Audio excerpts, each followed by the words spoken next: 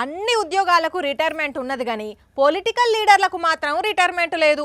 70 ఏళ్ళు దాటినోళ్ళు కూడా యువ నాయకులమని చెప్పుకుంటారు. వాళ్ళు చేయబట్టి కొత్తోళ్లకు అవకాశాలు రాకుండా పోతున్నాయి. కాటికి కాళ్ళు చాపుకున్న తాతలు కూడా పదవుల కోసం పైరవీలు చేసుకుంటారు, కుర్చీలు పట్టుకొని ఏలాడుతుంటారు. పదవిలున్న పవర్ అట్లుంటది మరి.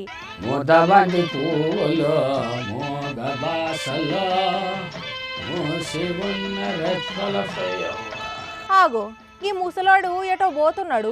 ఓ తాత ఎటు పోతున్నావు? పిల్ల ముసలాడు అంటాను. ఎవరిని?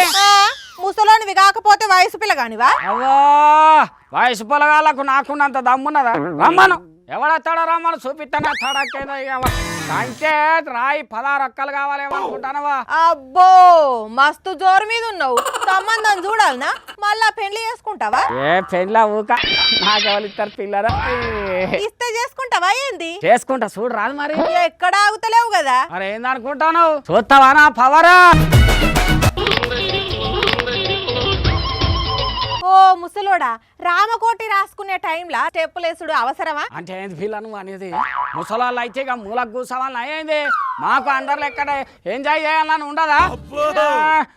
అట్లా మాట్లాడతాను. అయినా కూడా నడుము వచ్చినా కూడా డాన్స్ చేస్తాను. ఏదైతే అదైనా డాన్సులు బాగానే చేస్తున్నావు కదా. ఇప్పుడేం చూసినావు?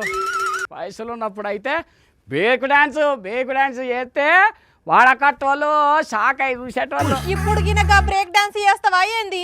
బొక్కలు బ్రేక్ అయితాయి. నల్లి బొక్కలు తిరిగి పెరిగిన నాయి బొక్కలు కాదు, ఐరన్ రాడ్లు ఎరికేనా? సరే గాని ఊగులాడుకుంటే ఎటు పోయేస్తున్నావు? ఏటంటే ఏం చెప్పాలి బిడ్డ, పింఛన్ పైసల కోసం పోయి వస్తానా. ఇంకేంది, పోతా పోతా అర్ధ కిలో చికెన్ కొంచపో, అవను కూరండమను. అవ్వా చికెన్ మటన్లు తిని అరిగించుకునే వయసానా అది?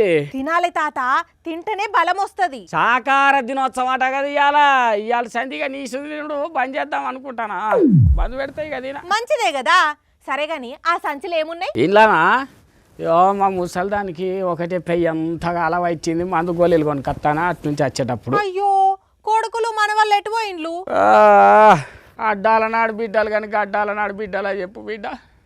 రెక్కలు వచ్చి ఒక్కొక్కరు ఎగిరిపోయిళ్ళు. పిల్ల బిడ్డలతో సిటీలో కాపురం పెట్టిరు. మేము ఉన్నామా, చచ్చినామా, బతికినామా ఎవ్వరు పట్టించుకోరు. ఏం చేస్తాం, కాళ్ళు చాపుకొని ఉన్నాం కాటికి. అయ్యో ఊకో తాత ఊకో, బాధపడకు. పాపం చాలా మంది వృద్ధుల పరిస్థితి ఇట్లనే ఉన్నది. వాళ్ళ గోస ఈయన తీరిక ఎవ్వలకు లేదు. గాలొచ్చి ఆకులన్నీ రాలిపోయిన చెట్టు లెక్క బిక్కు బిక్కుమనుకుంటూ బతుకుతున్నారు. అన్నట్లు ఇవాళ వృద్ధుల దినోత్సవం అంట. అందరి ఇండ్లల్లో సూత వయసు మళ్ళినోళ్ళు ఉంటారు. రేపు మనం కూడా ముసలోళ్ళం అవుతాం.